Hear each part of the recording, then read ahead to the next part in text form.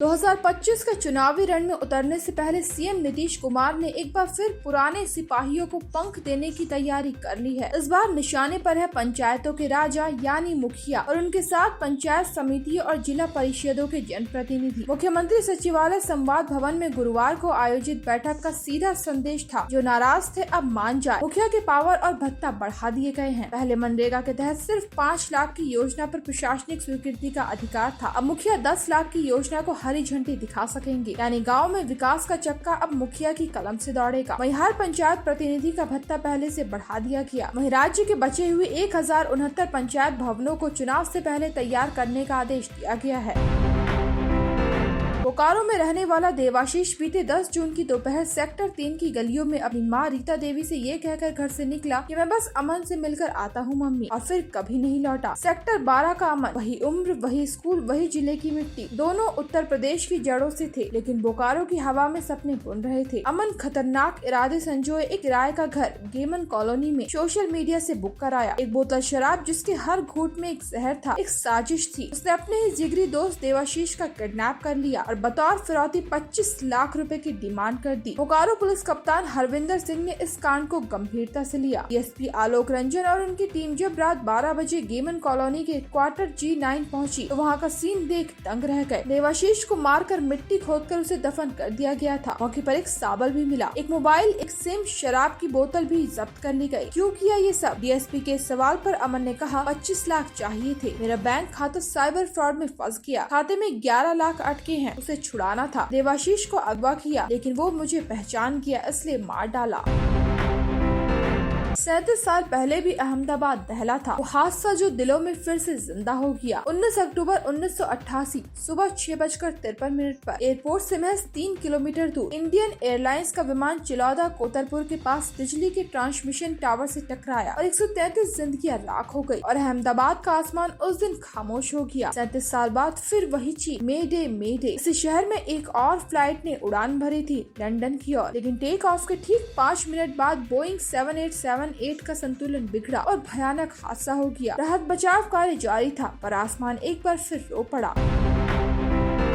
अहमदाबाद विमान हादसे के बाद गृह मंत्री अमित शाह खुद घटना स्थल पर पहुंचे। उनके साथ गुजरात के सीएम भूपेंद्र पटेल, नागरिक उड्डयन मंत्री राम मोहन नायडू, राज्य मंत्री मुरलीधर मोहोल, गुजरात के गृह मंत्री हर्ष संघवी मौजूद थे। अहमदाबाद विमान हादसे के बाद पुलिस कमिश्नर GS मलिक ने न्यूज एजेंसी ANI को बताया कि सीट 11A पर एक यात्री जीवित मिला, जिसका इलाज अस्पताल में जारी है। हालांकि उन्होंने ये भी कहा कि मौतों की संख्या अभी स्पष्ट नहीं है, क्योंकि विमान रिहायशी इलाके में क्रैश हुआ। ऐसे में हताहतों की संख्या बढ़ने की आशंका बनी हुई है। अहमदाबाद विमान हादसे ने देश को झकझोर कर रख दिया। इस त्रासदी पर टाटा सन्स के चेयरमैन N चंद्रशेखर ने गहरा शोक व्यक्त करते हुए कहा, यह एक ऐसा नुकसान है जिसे शब्दों में बयान नहीं किया जा सकता। कई परिवार उजड़ गए, कई सपने अधूरे रह गए। उन्होंने घोषणा की कि हादसे में जान गंवाने वाले हर व्यक्ति के परिजन को 1 करोड़ रुपए की आर्थिक सहायता दी जाएगी। साथ ही घायलों का पूरा इलाज और देखभाल का खर्च टाटा ग्रुप उठाएगा। इतना ही नहीं, टाटा ग्रुप ने ये भी वादा किया कि BG मेडिकल कॉलेज के हॉस्टल का पुनर्निर्माण भी कंपनी स्वयं कराएगी, जो हादसे में क्षतिग्रस्त हो गया है। अहमदाबाद से लंदन जा रही एयर इंडिया की फ्लाइट AI-171 ने जैसे ही टेक ऑफ किया, 5 मिनट बाद ही सब कुछ बदल गया। तभी रेडियो पर गूंजी एक थरथराती आवाज, मे डे मे डे मे डे। पायलट की पुकार जो न आसमान सुन सका न जमीन समझ पाए। क्या होता है मे डे? क्यों चिल्लाया पायलट? आइए जाने उस चीख का राज। मे डे संकट का आखिरी संकेत है। जब जान पर बन आए, जब विमान संकट में हो, तो पायलट दुनिया को यही संकेत देता है। 3 बार ये बोला जाता है। रेडियो पर शोर शराबा, हस्तक्षेप और घबराहट के बीच भी एक शब्द 3 बार, ताकि जिंदगी की आखिरी उम्मीद कोई सुन ले। 1920 के लंदन के क्रॉडॉन एयरपोर्ट पर रेडियो ऑफिसर फेडरिक स्टेनली मैकफोर्ड ने फ्रेंच शब्द "मे एडर हेल्प मी" से जन्म दिया मे डे मे डे। बोलने की वजह यह है कि अगर पायलट अचानक बोले इंजन फेल हो गया, तेज आग लग गई, तो प्लेन में तहलका मच सकता है। इसलिए एक संकेत, एक कोड वर्ड, एक सन्नाटा, मे डे, जिसे समझते हैं सिर्फ वो जो जान बचा सकते हैं।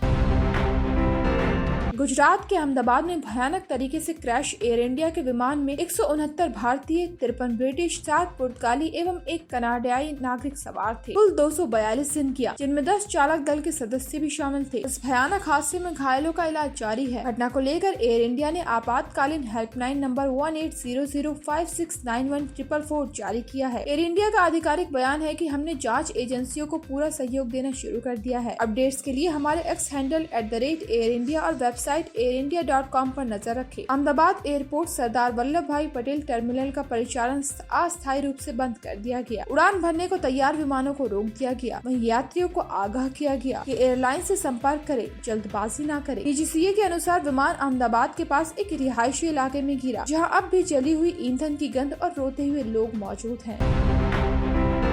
अहमदाबाद विमान हादसे में गुजरात के पूर्व CM विजय रूपाणी का भी दुखद निधन हो गया। गुजरात भाजपा अध्यक्ष CR पाटिल ने इसकी पुष्टि करते हुए कहा कि रूपाणी जी अपनी बेटी से मिलने लंदन जा रहे थे, लेकिन किसे पता था कि ये यात्रा उनकी आखिरी यात्रा होगी। घटना के बाद रूपाणी के घर में मातम पसरा है और उनके विमान में बैठी आखिरी तस्वीर सोशल मीडिया पर लोगों की आंखें नम कर रही है। उनके रोते बिलखते परिजनों की तस्वीरें इस त्रासदी को और भी भारी बना रही है। विजय रूपाणी 68 साल के थे। उन्होंने 2016 से 2021 तक गुजरात के CM के रूप में कार्य किया। इससे पहले राज्यसभा सदस्य, भाजपा प्रदेश अध्यक्ष और राजकोट के मेयर के रूप में भी उन्होंने उल्लेखनीय भूमिका निभाई। खबर लिखे जाने तक अहमदाबाद विमान हादसे में 204 लोगों के शव बरामद किए गए हैं।